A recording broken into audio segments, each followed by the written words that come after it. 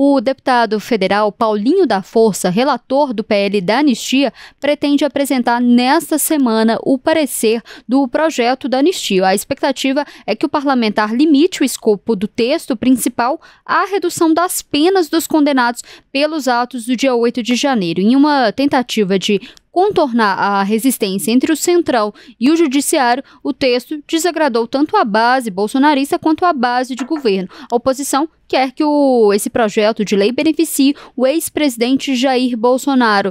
Lu, primeiro, eu quero que você explique por que esse texto desagradou tanto um lado quanto o outro e por que é importante a gente lembrar também que o relator fala que vai liberar o texto essa semana, mas o Hugo Mota colocou em pauta outros projetos. O presidente da Câmara parece estar mais uma vez fugindo desse assunto, né? Semana passada a gente viu a derrota do governo com a derrubada do MP, do IOF. Essa semana a derrota parece que vai ser da oposição, né?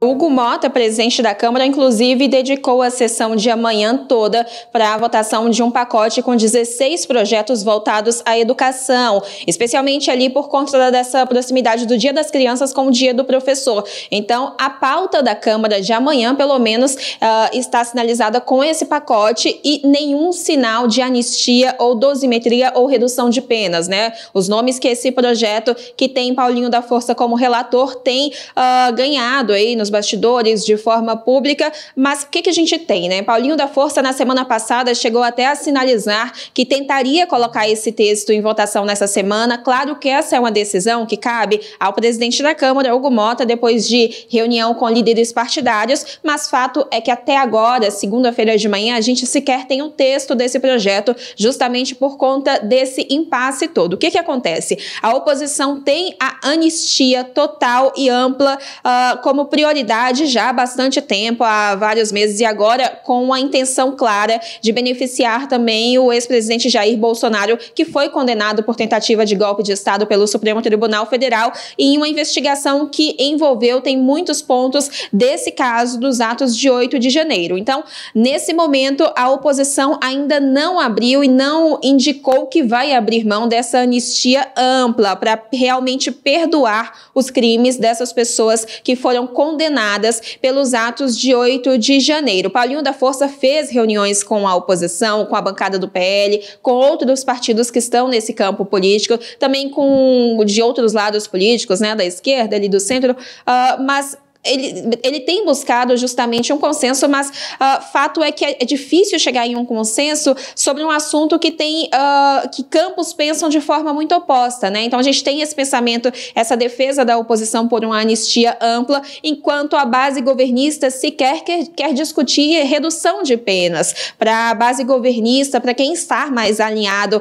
a esse campo da esquerda, esse tema sequer deve ser discutido, deve ser debatido no Congresso Nacional. E a gente tem Paulinho da Força enfrentando essa situação, ele continua defendendo uma redução de penas, né? Primeiro foi falado ali em dosimetria, quando ele assumiu esse texto, depois já mudou, ele passou a falar, a nomear esse projeto como projeto de redução de penas. A gente lembra que as penas desses condenados, o Supremo Tribunal Federal concedeu até 17 anos de prisão, né? E na avaliação do relator, com a redução de penas, algumas pessoas poderiam inclusive já ser soltas, poderiam sair da prisão. Então esse é o esforço dele, mas por conta de todo esse impasse, dessa falta de consenso que é difícil de conseguir em torno desse tema, a gente sequer tem um texto sobre anistia para que entre na pauta dessa semana. É impossível entrar na pauta dessa semana? Não, porque esse texto ainda pode sair a qualquer momento se Paulinho da Força conseguir aglutinar toda essa questão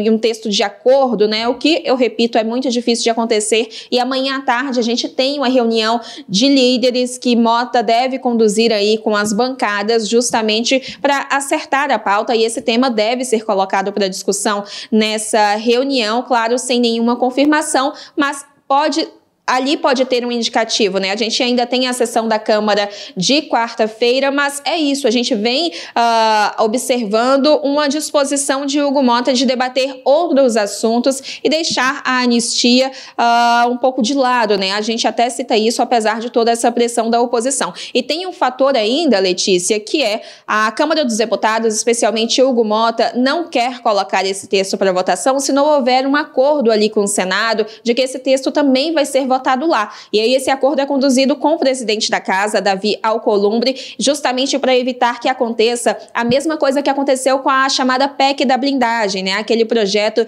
que foi discutido, foi aprovado na Câmara dos Deputados justamente para que o Congresso autorizasse a investigação, a abertura de ações contra parlamentares, e no Senado ele foi derrubado, foi rejeitado por unanimidade. Então a Câmara não quer que essa situação se repita no Senado com a anistia. Então a intenção é justamente, se esse texto for colocado em votação, que seja colocado de forma acordada com o Senado para que os senadores também votem. E esse é outro ponto que tem dificultado o anseio da oposição, né, que quer incluir esse tema em pauta justamente para anistiar, ou seja, perdoar quem foi condenado pelos atos de 8 de janeiro. Um impasse aí que a gente acredita que não vai ser solucionado de forma tão fácil e de forma tão rápida, Letícia. É interessante a gente observar, né, como o Hugo Mota se comporta, né? Semana passada a gente teve a questão da Câmara derrubando a MP do IOF, o governo criticou bastante, voltou com aquela campanha, né, o Congresso contra o povo,